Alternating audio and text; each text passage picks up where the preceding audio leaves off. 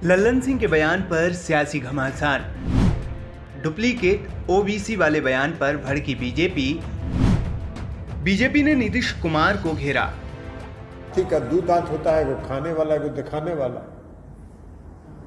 उसका एगो दिखाने वाला दांत।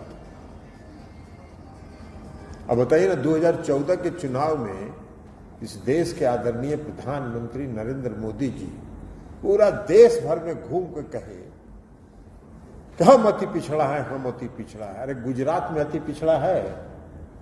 गुजरात में अति पिछड़ा नहीं है, गुजरात में पिछड़ा वर्ग है। ये उस पिछड़ा वर्ग में भी नहीं थे। जब ये मुख्यमंत्री बने गुजरात के, तब इन्होंने अपने समाज को पिछड़ा वर्ग में शामिल कर लिया। इतना डुप्लीकेट है, या ओरिजिनल कहां से आया? अभी डुप्लीकेट आदमी घूम घूम के पूरा देश भर में कह रहे हैं कि हम अति पिछड़ा चाहते हैं। अभी आप बोल सकते हैं, हम नहीं बोलते हैं, हम डुप्लीकेट कर रहे हैं, इसलिए है नहीं। लेकिन आप कहते हैं वोट के लिए कुछ भी करते हैं। अब आजकल देखते नहीं है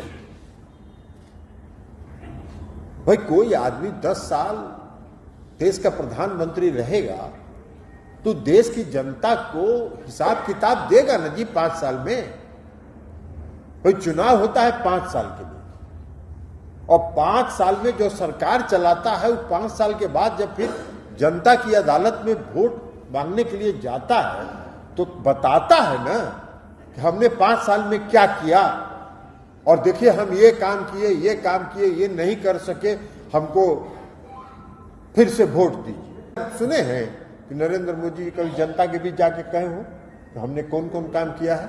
नहीं, कोई काम का चर्चा नहीं होगा। देश में महंगाई बढ़ रही है, देश में बेरोजगारी बढ़ रही है, जो रोजगार है उसको भी खत्म किया जा रहा है। नरेंद्र मोदी जी के 10 साल के शासनकाल में जितना रोजगार इस देश से खत्म किया गया है, उतना आजादी के बाद से आज तक नहीं खत्म किया। जेडीयू के राष्ट्रीय अध्यक्ष लल्लन सिंह ने प्रधानमंत्री नरेंद्र मोदी पर एक बार फिर से जोरदार हमला बोला है। उन्होंने पीएम मोदी के लिए आपत्तिजनक भाषा का इस्तेमाल किया है। लल्लन सिंह शुक्रवार को पटना स्थित जेडीयू कार्यालय में एक मिलन समारोह में कार्यकर्ताओं को संबोधित कर रहे थे।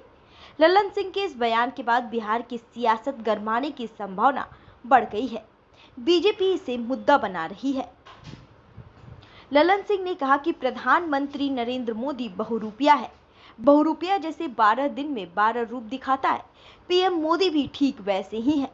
मगर पिछड़े समाज के लोगों के बीच आकर इनका चेहरा बेनकाब हो गया है। वे घूम घूम कर खुद को पिछड़ा वर्ग का बताते हैं, जबकि वे वास्तविक में पिछड़ा है ही नहीं। लल्लन सिंह ने कहा कि मोदी गुजरात के मुख्यमंत्री बनने के बाद अपनी जाति को पिछड़ा वर्ग में शामिल कर दिया था, इसीलिए वे वास्तविक में ओबीसी हैं ही नहीं।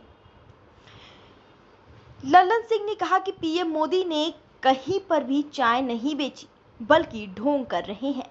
वे चुनाव जीतने के लिए कुछ भी कर सकते हैं। उन्हें बीते 8 साल में कामों का हिसाब देना चाहिए। काम के नाम पर कुछ भी नहीं हुआ है।